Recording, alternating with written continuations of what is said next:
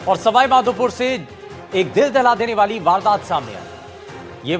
यहां पर लुटेरों ने 60 साल की बुजुर्ग महिला से जेवरात लूटने के लिए उसके दोनों पैर काटकर अलग कर दिए। और इतना ही नहीं, जेवर लूटने के बाद महिला की गला काटकर निर्मम तरीके से हत्या कर दी।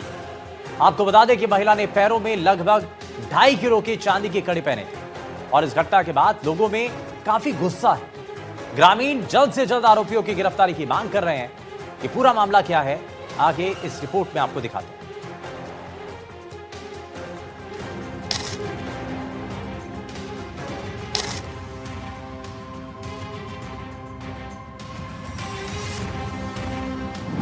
चांदी के लिए महिला की निर्मम हत्या,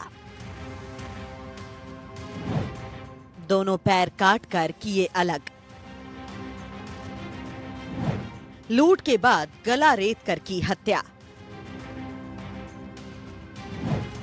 महिला ने पहले थे 2.5 किलो चांदी के कड़े। घटना के बाद आक्रोश में ग्रामीण। सोने चांदी की बढ़ती कीमतें एक महिला के लिए जान की दुश्मन बन गई।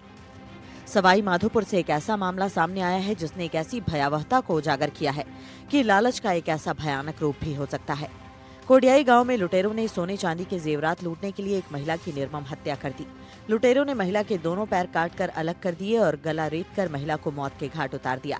जेवरात लूटने की नीयत से किसी महिला की निर्मम हत्या करने की ये कोई पहली घटना नहीं है। इससे पहले भी इस तरह की कई घटनाएं हो चुकी हैं। आपको बता दें कि मंगलवार को कोडियाई गांव में महिला की हत्या हुई। 60 साल की कमला देवी बकरी चराने गई थी। गांव से तकरीबन 3 किलोमीटर दूर जंगल में अज्ञात लुटेरों ने महिला के दोनों पैर काटकर अलग कर दिए, जिसके बाद गर्दन रेत कर महिला की हत्या कर दी। लुटेरे महिला के सोने चांदी के जेवरात लूटकर फरार हो गए। महिला ने अपने पैरों में करीब 2.5 किलो वजनी चांदी के कड़े पहने थे। साथ ही गले में चांदी की चेन, कानों में सोने के कुंडल, नाक में सोने की नथ और गले में सोने का जंतर पहना हुआ था। लूटे गए चांदी के कड़ों की बाजार कीमत करीब 6.5 लाख रुपए और करीब 5 तोले सोने की कीमत 7.5 लाख रुपए है। यानी लुटेरे करीब 13-14 लाख के जेवरात लूट कर ले गए। घटना का पता तब चला जब महिला देर शाम तक घर नहीं पहुंची। महिला को ढूंढने उसका बेटा जंगल पहुंचा, जहां महिला मृत पड़ी थी और महिला के पैर अलग पड़े हुए थे। सूचना पर मौके पर ग्रामीणों की भीड़ जमा हो गई। घटना से ग्रामीणों में बेहद आक्रोश देखने को मिला। ग्रामीण शव को ट्रैक्टर ट्रॉली में रखकर जाम लगाकर धरने पर बैठ गए। पुलिस ने मौके पर पहुंचकर घटना से जुड़े साक्ष्य जुटाए। कैसे क्या हादसा हुआ है? बकरी चराने गई। बकरी चराने? कितने जेवर पहन रखे थे? कड़ी थी पाँव में और गले में, कानों में, लोग कीटर में। तो उन्होंने आगे देखा तो दोनों पैर कटे हुए मिले और उनकी कड़ी थी बड़ी बड़ी, वो भी नहीं मिली। जो गले में जेवर था वो भी नहीं मिला और गला भी काट रखा था। और वहाँ से पहाड़ से घसीट कर और यहाँ ले आके इनको ऐसे घटना की। और सरसों में वैसे तो चारों तरफ लोग रहते हैं, महिला भी रहती है। हमारे गांव में तो महिलाएं सरसों का पत्ता तोड़ने भी जाती है अकेली। तो ये घटना ऐसी बिल्कुल अंदाज में पहली बार ऐसी घटना देखने को मिली। हमारे गाँव में नहीं, आसपास भी नहीं होती है। तो बड़ी दुखद घटना है और इनको न्याय मिलना चाहिए। कोडियाई गांव से करीब 3 किलोमीटर जंगल में कमला देवी है, जो 60 साल उम्र है उनके दोनों पैर काट के चांदी के कड़े ले गए। गांव में तनाव को देखते हुए भारी पुलिस बल तैनात किया गया। विधायक इंदिरा मीणा ने कहा कि मेरे विधानसभा में ये तीसरी बड़ी घटना है। विधायक इंदिरा मीणा ने बताया कि घटना की जानकारी मिलते ही उन्होंने विधानसभा में पॉइंट ऑफ इंफॉर्मेशन के जरिए सरकार को और सरकार के मंत्रियों को घटना से अवगत कराया। उन्होंने कहा कि इससे पहले जाहिरा और चित्तौड़ में भी इस तरह की घटनाएं हो चुकी हैं। ये बेहद संवेदनशील मामला है। सरकार को आधुनिक तकनीक का उपयोग कर हत्यारों को तुरंत पकड़ना चाहिए। पुलिस अधिकारियों का कहना है कि मामले की गंभीरता से जांच की जा रही है और जल्द ही वारदात का खुलासा किया जाएगा। मेरी विधानसभा ही है जिसमें ये 3 लगातार घटनाएं हुई है पूरे जिले के अंदर और बहुत ही सेंसिटिव मैटर है। तो सदन को अवगत कराने के बाद भी सरकार हरकत में नहीं आई। मुझे नहीं लगता किसी ने यहाँ पर या किसी से संपर्क करने की कोशिश की। जिला प्रशासन और पुलिस प्रशासन जरूर इसमें बराबर संपर्क में है, लेकिन सरकार की तरफ से कोई राहत इसमें नजर नहीं आती है और सरकार को इसके अंदर पहल करनी चाहिए। जिले के कोडियाई गांव में हुई घटना से पहले भी इस तरह लुटेरों ने मामनवास में एक महिला की हत्या कर दी थी। लुटेरे महिला की हत्या कर महिला के दोनों पैर काटकर करीब 1.5 किलो चांदी के कड़े लेकर फरार हो गए थे। जाहिरा निवासी उर्मिला देवी जंगल में लकड़ियां लेने गई थी, लेकिन जब वो घर नहीं लौटी तो परिवार के सदस्यों को चिंता हुई। परिवार के सदस्य उन्हें ढूंढने निकले। घर से 2 किलोमीटर दूर जंगल में महिला का शव पड़ा मिला। महिला के गले पर गहरा घाव था, दोनों पैर गायब थे। उस वक्त भी आक्रोशित ग्रामीणों ने विरोध जताया था। जाहिरा कांड के आरोपी आज भी पुलिस की पकड़ से दूर हैं। पुलिस के लिए ये दोनों घटना चुनौती बनी हुई है। ग्रामीणों से पुलिस और प्रशासन ने समझाइश की कोशिश तो की, लेकिन ग्रामीण आरोपियों की गिरफ्तारी की मांग पर अड़े हुए हैं। अब देखना होगा कि इस मामले में आखिर कब तक इन हत्यारों को पकड़ा जा पाता है। घटना को लेकर ग्रामीणों में रोष बना हुआ है और ग्रामीण लगातार धरना प्रदर्शन कर रहे हैं और अज्ञात लुटेरों और हत्यारों की गिरफ्तारी की मांग कर रहे हैं। सवाई माधोपुर में इस तरह का ही दूसरी घटना है। पहले भी बामनवास क्षेत्र के जाहिरा गांव में इसी तरह की घटना सामने आई थी, जहां बदमाशों द्वारा एक महिला की निर्मम हत्या कर पैर काटकर सोने चांदी के आभूषण लूट लिए गए थे। लेकिन उस मामले में भी अभी तक पुलिस के हाथ खाली है और पुलिस आरोपियों को गिरफ्तार नहीं कर पाई है। और एक बार फिर सवाई माधोपुर जिले के बौली थाना क्षेत्र के कोडियाई में इसी तरह की घटना सामने आई है, जिसे लेकर ग्रामीणों में भारी रोष व्याप्त है। ग्रामीणों ने हत्यारे एवं लुटेरों को गिरफ्तार करने की मांग की है। बजरंग सिंह राजावत, एनडीटीवी, सवाई माधोपुर। और राजधानी जयपुर में युवाओं को जानबूझकर नशे की लत लगाई जा रही है। नशा तस्कर एमडी और स्मैक की लत में युवाओं को लेकर जा रहे हैं। और सबसे परेशान करने वाली बात यह है कि सिर्फ एक बार के इस्तेमाल में ही युवा इन दोनों ड्रग्स के आदी हो जाते हैं और नशे के लिए कितनी भी कीमत चुकाने को तैयार हो जाते हैं। ड्रग्स की यह तस्करी पुलिस के लिए हमेशा से ही बड़ी चुनौती रही।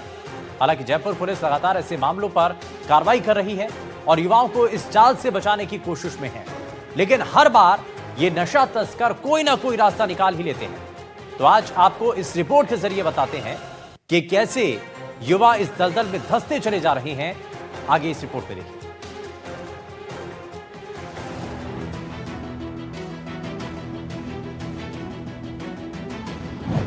राजधानी जयपुर में फैलता नशे का जाल।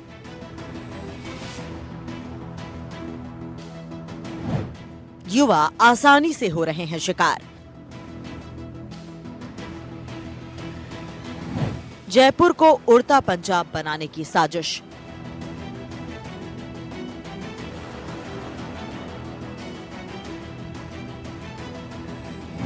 बढ़ता जा रहा है एमडी और स्मैक का चलन।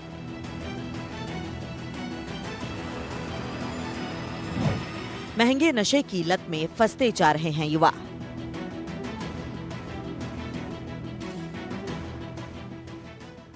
गुलाबी नगरी जयपुर को शांत शहर माना जाता है। यहाँ क्राइम का रेशियो भी बाकी जगहों से कम ही है, लेकिन अब जयपुर को भी उड़ता पंजाब बनाने की साजिश की जा रही है।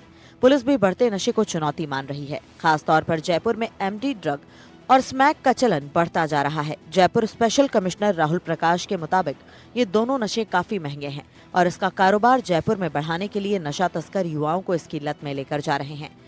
अगर एक बार कोई व्यक्ति एमडी और स्मैक का नशा करेगा तो वो इसका आदी हो जाएगा और फिर अगली बार वो इसे लेगा ही।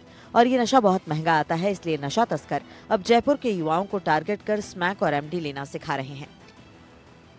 मुख्य तौर पर अगर देखेंगे तो स्मैक और जो एमडी है ड्रग में उसको पकड़ा है और उसके अलावा गांजा, चरस वो भी पकड़ी गई है, जिसमें सबसे ज़्यादा खतरनाक जो पार्ट है वो एमडी का और स्मैक का ही मानते हैं, क्योंकि बहुत कम मात्रा में बहुत ज़्यादा नशा कराते हैं ये, और उसके साथ में इनकी हैबिट फॉर्मेशन बहुत जल्दी होती है। हैबिट फॉर्मिंग ड्रग्स हैं ये लोग, जो कि 1 या 2 बार इस्तेमाल करने पे ही हो जाता है। इसका प्रचलन भी युवाओं में कहीं ज़्यादा है और युवाओं में एक दूसरे को लत लगाने की भी, चूँकि ये महंगे होते हैं तो लत लगाने की भी प्रवृत्ति देखी जा रही है। इससे बहुत तेजी से फैलते हैं, तो इसके खिलाफ की गई कार्रवाई बहुत अच्छी रही सीएसटी की तरफ से। जयपुर में बढ़ते नशे को लेकर अब पुलिस ने भी कमर कस ली है। जनवरी में पुलिस ने नशे के खिलाफ बड़ी कार्रवाई की। जयपुर पुलिस की सीएसटी ने ऑपरेशन क्लीन स्वीप और एनडीपीएस एक्ट के तहत कार्रवाई करते हुए 1 महीने में 80 लाख रुपए का अवैध मादक पदार्थ जब्त किया। एनडीपीएस एक्ट के तहत 27 आरोपियों की गिरफ्तारी भी की गई। सीएसटी टीम ने महेश नगर इलाके से 22 किलो गांजा पकड़ा, साथ ही 2 तस्करों को भी पकड़ा गया। दोनों मोटरसाइकिल से गांजा सप्लाई करने का काम करते थे। नशे के अलावा जयपुर पुलिस ने हथियार, अवैध शराब, वाहन चोरी के खिलाफ भी कार्रवाई की है। ऑपरेशन आग के तहत हथियारों के मामले में 9 आरोपियों को गिरफ्तार किया गया। वाहन चोरी में 2 मामले दर्ज कर 2 आरोपियों को गिरफ्तार किया गया है। जयपुर की सभी थाना पुलिस और सीएसटी टीम लगातार अपराध में कमी लाने के लिए काम कर रहे हैं, लेकिन बढ़ता नशा पुलिस के लिए एक बड़ी चुनौती बना हुआ है। बाहरी राज्य के तस्कर जयपुर को टारगेट कर रहे हैं। नशा तस्करी को जड़ से खत्म करने के लिए पुलिस को भी कठोर एक्शन प्लान बनाना पड़ेगा, वरना आने वाले दिनों में उड़ता पंजाब की तरह जयपुर भी नशे की लत में डूब सकता है। नशा तस्करों की ये प्लानिंग है कि वो युवाओं तक एक बार तो नशा फ्री में पहुंचाए और फिर जैसे ही वो उसको लेकर एडिक्टेड होगा तो फिर उसके बाद उनका व्यापार बढ़ जाएगा। ये ट्रेंड देखने को मिला है। अब सीएसटी क्राइम ब्रांच और जयपुर पुलिस भी अलर्ट मोड पर है और लगातार अभियान चलाकर कार्रवाई की जा रही है। बीते 1 महीने में लगभग 23 मुकदमे दर्ज हुए, 27 आरोपियों को गिरफ्तार किया गया है। न सिर्फ नशा बल्कि जयपुर में वाहन चोरी और आर्म्स एक्ट भी सप्लाई हो रहे हैं। तो ऐसे में 1 महीने में पुलिस ने इन सभी संयुक्त रूप से इन पर कार्रवाई की है। कई सारे हथियार पकड़े हैं, वाहन चोरों को पकड़ा है। तो ऐसे में माना जा सकता है कि जयपुर पुलिस भी अलर्ट है। मकसद सिर्फ इतना सा है कि जयपुर शहर में अपराध को कम किया जाए। बहरहाल नशे के खिलाफ पुलिस ने एक दूसरा प्लान बनाया है ताकि नशे को जयपुर में रोका जाए। दीपक चावला, एनडीटीवी, जयपुर।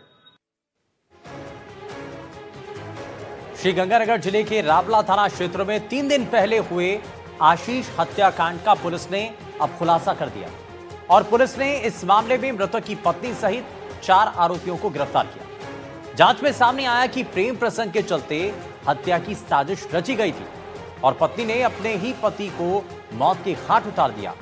क्या है आखिर पूरा मामला, इस रिपोर्ट में आप देखिए।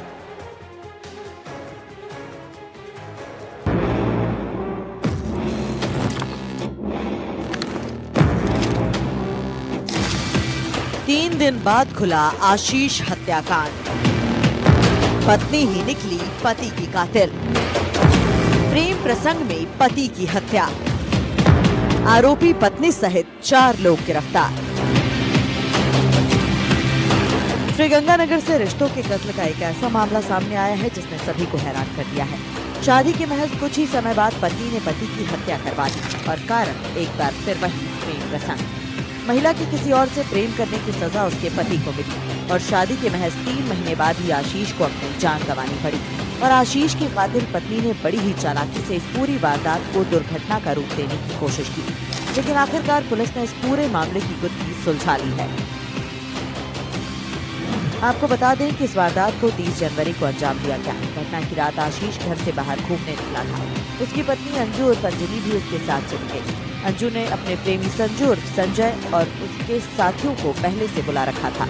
आरोपियों ने सुनसान जगह पर आशीष को रोक लिया, जिसके बाद उसके साथ मारपीट शुरू कर दी। इसी दौरान आरोपियों ने लोहे की रॉड डंडों से आशीष पर वार किए, जिससे वो गंभीर रूप से घायल हो गया। घायल होने के बाद भी आरोपियों ने उसे सड़क किनारे फेंक दिया। इस हत्या को पूरी तरह सड़क दुर्घटना दिखाने की कोशिश की गई। वारदात के बाद आरोपी मौके से फरार हो गए। घायल आशीष को अस्पताल ले जाया गया, जहां डॉक्टरों ने उसे मृत घोषित कर दिया। आशीष एक प्राइवेट स्कूल में शिक्षक था। उसने कुछ दिन पहले ही नौकरी ज्वाइन की थी। आशीष की शादी करीब 3 महीने पहले अंजलि से हुई थी। शादी के बाद से ही अंजलि इस रिश्ते से नाखुश थी, जिसके बाद उसने अपने प्रेमी के साथ मिलकर साजिश रची।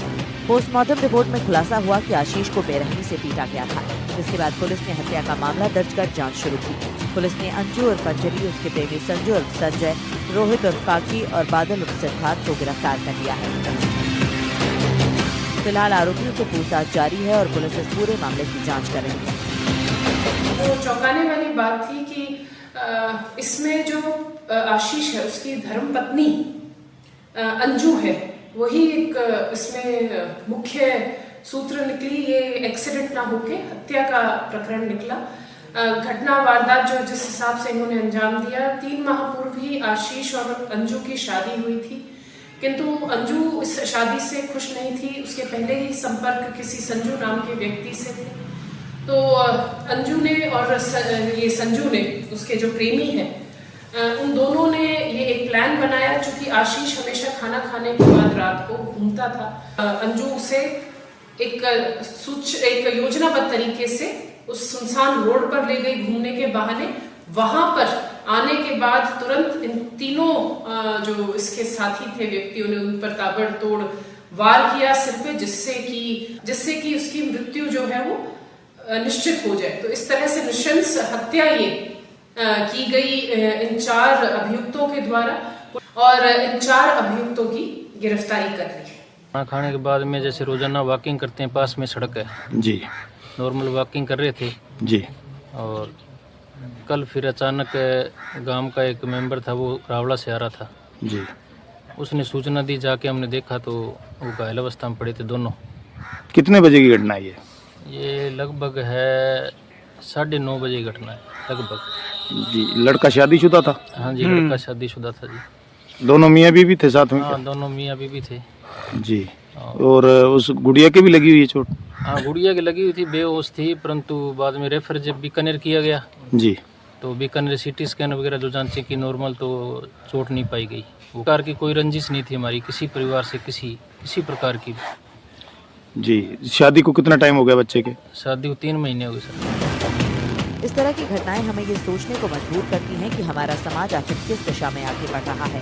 क्या किसी की जान लेना इतना आसान है, और प्रेम प्रसंग की वजह से अपने ही रिश्तों का कत्ल कर देना आम बात क्यों हो गई? पुलिस को घटना के बाद संदेह हुआ और उसकी जांच जब आगे बढ़ी तो पता चला कि ये सड़क दुर्घटना नहीं बल्कि एक मर्डर था। जांच में सामने आया कि मृतक आशीष के शरीर पर चोट के निशान थे। धीरे धीरे जांच जैसे जैसे आगे बढ़ी और कॉल डिटेल का सहारा लिया तो पता चला कि ये आशीष की हत्या थी और इस हत्या में पत्नी अंजलि का पूरा हाथ था। ऐसे में सवाल इस बात का है कि पत्नी ने किस प्रकार से अपने प्रेमी और दोस्तों के साथ मिलकर इस हत्या को अंजाम दिया है। सतवीर चौधरी, एनडीटीवी, श्री गंगानगर। और हनुमानगढ़ में अंतर्राज्यीय शराब तस्करी के खिलाफ पुलिस ने बड़ी कार्रवाई की। जिला पुलिस ने पंजाब निर्मित अंग्रेजी शराब से भरा एक ट्रेलर जब्त करने में सफलता हासिल की। भारतमाला रोड पर की गई इस कार्रवाई में जब्त शराब की अंतर्राष्ट्रीय बाजार में अनुमानित कीमत करीब 2 करोड़ 71 लाख रुपए है। आखिर पूरा मामला क्या है और इस कार्रवाई को कैसे अंजाम दिया गया, आगे दिखाते हैं।